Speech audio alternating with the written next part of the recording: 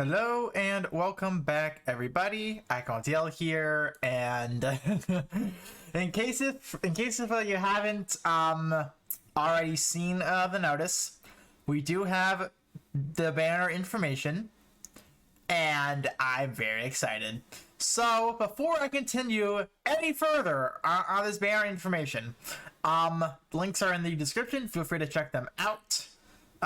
Really would mean a lot, as well as subscribing to the channel if you do love what I do and Dragalia lost.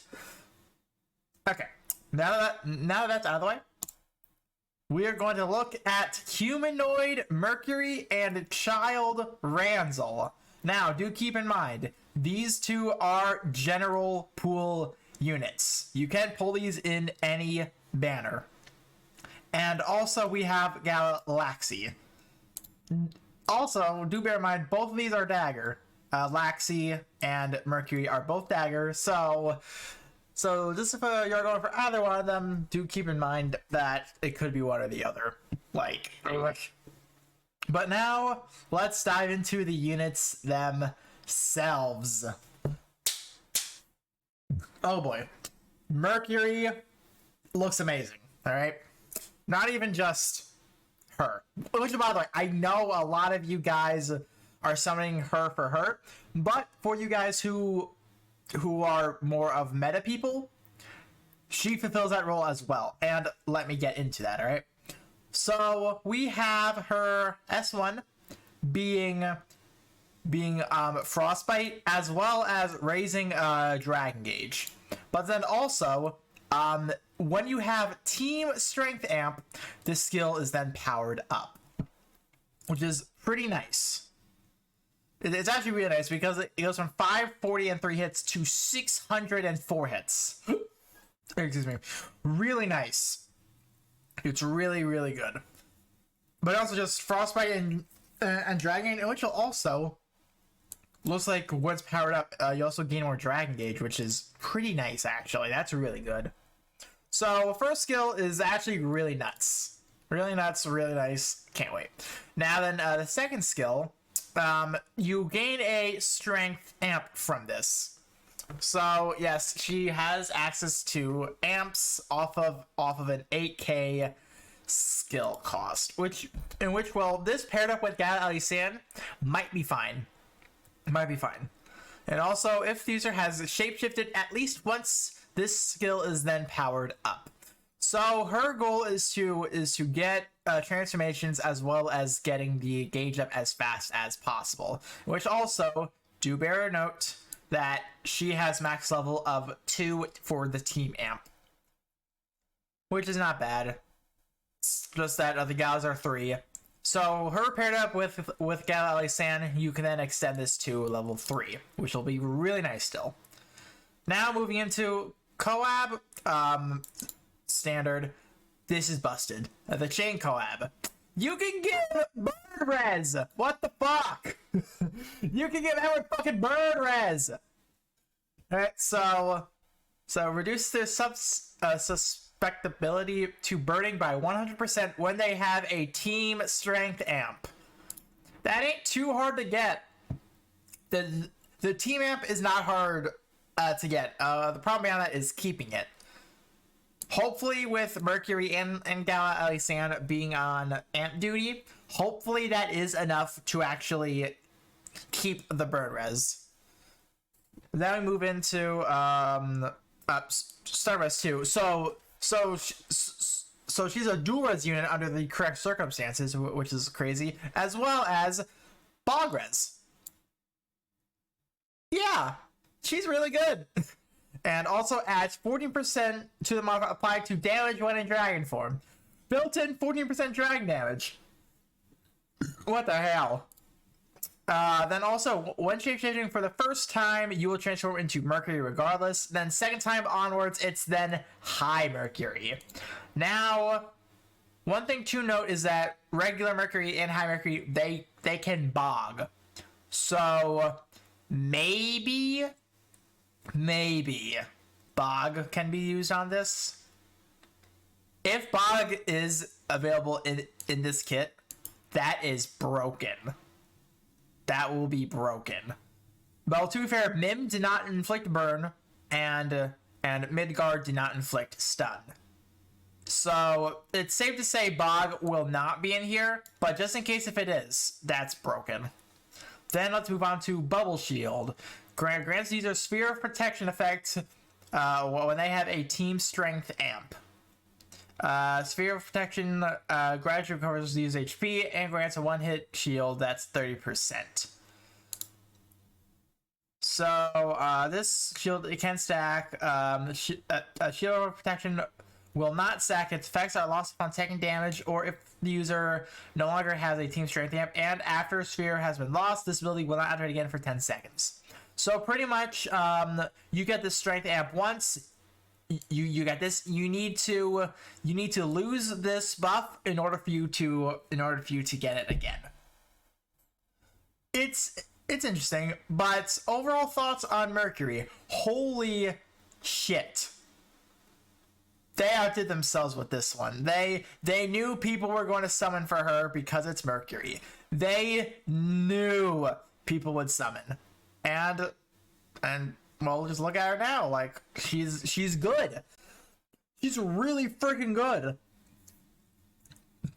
But then actually, her prints line up perfectly because she's a dagger. She can have crit rate and the skill damage paired up with Frostbite Punisher. You then have 2 additional slots you can put on dragon stuff. So you just have a dragon damage and the dragon skill up, and boom, there's Mercury prints right there for you. Right there, Mercury prints done. Then bench. I'm going to do something funny. Just run full haste with Dragon Claws because that's funny. But yeah, though she's going to be stupid. I will most definitely do a showcase on her the instant I summon her, which I am going to pity her. I am going to pity her because she's going to be good. Now then, moving on to Child Ranzel. So we have his first skill, damage and Scorch Rend, and well, obviously, as we know, it's a fucking baseball swing. Also to keep in mind, this is one hit, just 1,000 fucking mod damage. Like, holy shit. Then Grand Slam, Strength Amp. Yay. And immediately readies the S1 for use. Next time the S1 is used, it will deal critical damage. This critical hit will reset the user's inspiration level if the user is inspired. So this is pretty much saying, okay, this is going to crit. That's literally what it's saying. This next skill, this is going to crit. Then also defense that's expected, as well as team strength amp equals strength 8%. So it's more additional strength when you have the amp, which is pretty nice. So power hitter 2. Don't worry, it doesn't say power Hitler. It says power hitter. Don't worry. Adds 40% to the modifier applied to critical damage, but prevents the user's critical rate from being increased by more than 10%. Because you're guaranteed to crit after using the S2, that's honestly fine. This limit does not affect a critical hits dealt due to being inspired. Also grants the user a strength amp with a maximum team amp level of 2 when the swing when the S1 deals critical damage. After activating this ability, it will not activate again for 1 second. So he has 2 forms of getting amps. Either one critting or the S2. Critting off of the S1 or just using the S2. So that in of itself, he's going to be a great strength amper actually for fire. It's going to be really good. It does suck that his crit rate is locked to 10%, which, to be honest, they had to at that point. So for him at that point, you literally just run a dagger bench. Then that's it. You're capped right there. Don't need to worry about the AXA critical print. You can use that for something else. So that's fine at least. Then some quickies is stun res and also strength amp equals attack rate 8%. This is not team amp, so literally as long as you get that first amp, you are hitting faster. And which will, for him, it'll be very easy to keep amps. It'll be really easy, which is great. So I'm very excited to see how well he works now. He's going to be a great amper. He's going to be great.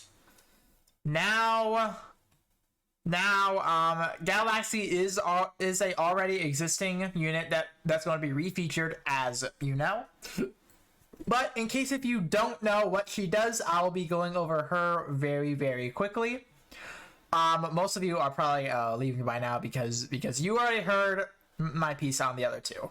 So just if you are new on Gala Laxi, here you go. So the first skill, it just does damage. When in Eden mode, you will do more damage as well as inflicting burn. So this right here will be her regular mods. Then in Eden mode, these are then her mods combined with a burn being applied. So this skill, it doesn't do too much damage. She is meant to be a standard attacker, you know, in which I will get to that when we get there. So then Eden mode, it's really just called Eden mode. It she gains Fig effect and activates Eden mode. So during Eden mode, the Fig will automatically attack foes. It will literally just do set damage all on its own. It's great for keeping combo. It will not be treating it as seal damage. I think it's off of strength, so do keep that in mind. The S2 in Eden mode will now deal damage. And which those are the mods in case if you guys are curious. But yes, standard attack damage. She is the second standard attack damage unit to exist in the game, behind that of Tiki. So if you're either looking for a good fire unit or you need that standard attack damage for fire content, she would be a pickup for that reason alone, because this is really unique and it can be really good. It really can. Chain co-op, it's doo-doo, so I'm not gonna bother with that. Abilities now. Alright, so Resonant Hearts 2. She has a charge gauge with 3 bars. They fill with standard attacks, force strikes, and dash attacks, and grants buffs depending on how much that one gauge is filled. You will see that was like cut in like 3 sections. That first section gives you defense 20%. The second section will grant you attack skill damage at 15%, and the last section will grant you strength 15%. Preferably, when playing her, you want to get all 3 of those gauges filled before you activate Eden mode, and there's a reason for this. All right, it will not charge when Eden mode is active, and also they will reset when your Eden mode runs out. So therefore, you want to make the most out of Eden mode you possibly can for burst damage. So therefore, you do want all three gauges filled up before you do that. Moving on, Mana Kiln, sleep and stun res, very nice. And Critical Frenzy 2 increases crit rate by 4% for every 15 hit combo up to 3 times, aka crit rate 12%, and adds 4% critical damage every time she crits up to 10. So she can naturally have crit 40% built into her kit as long as you build her up. After activating, this critical damage increase will activate again for 1 second. It's no big deal. You can get it pretty quickly. These buffs are removed when the combo counter resets. So she is meant to be a standard attack combo unit. Luckily for her, she has a unique mechanic built into her kit. All right, and this is one that it doesn't mention here at all. She has delayed attacks. All right, there's a visual cue with like a quick green flashing light. When you tap at that time and you keep on tapping at that time, she has a different standard attack combo. That combo is her optimal combo that can build combo really quickly, you get more hits in there, so therefore you can then get more crit rate, critical damage in there much faster. And also, it will fill the charge bars faster. It's really, really good. Once when you learn that delayed combo, Gala Laxi is fun as shit. I will try to put something out there in the near future, but let's face it, my time spent will probably be with... Nope, I don't mean to do that. My time spent will be with her first. I won't go for Ranzel if I end up pulling him. I'll do something on him, but definitely expect something for Gala Laxi for you new people in case if you do end up pulling her. But beyond that, that's it for covering everyone really good. But my overall thoughts on absolutely everything for this banner is that if you are saving for Fire Emblem, I recommend you do continue saving. These are general pull units. Laxi you don't need. She's a really good fire AI, but you don't need her per se. But Mercury looks fun as shit. I can't wait to dive into her. She's gonna be fun. I swear, literally everything I say about her can be taken out of context and just say he's horny. I swear. Which I'm not, by the way. Kid Ranzel, I feel like he'll be great for the next Dominion fight because he has two ways of getting amps. One of which is technically guaranteed. Another way is luck / guaranteed, depending on the order. So pretty nice. But however, with him existing now, I do expect a fire inspirator. I might speak English. I'm not an English major. I expect one of those units to come out in the future, and they should pair beautifully with Ranzel here. Then Gala Laxi, once again, is a really good unit. She is really, really solid. Great for AI fights. I actually use her as AI for my solo legend Volk clear. She is really good. She's a lot of fun to use when you properly use her delayed attacks. And I would say required, but still really, really good. And with all that now, that is going to be it for this video. Hopefully you guys did enjoy. Just if you are summoning, I wish you the best of luck. If you are holding out, may you have the iron will to hold out and not summon for Mercury on raid up. if you are going for like Tiki, for example, off of Fire Emblem or like Marth Peony, like I wish you the best of luck holding out. Because you're going to need that iron grip right now, alright? You're going to need the iron fucking grip. So later today, I should have something else up. It will just be a Poseidon clear and tips and tricks and stuff like that. It shouldn't be too bad, but until then, I will see you all next time. Bye!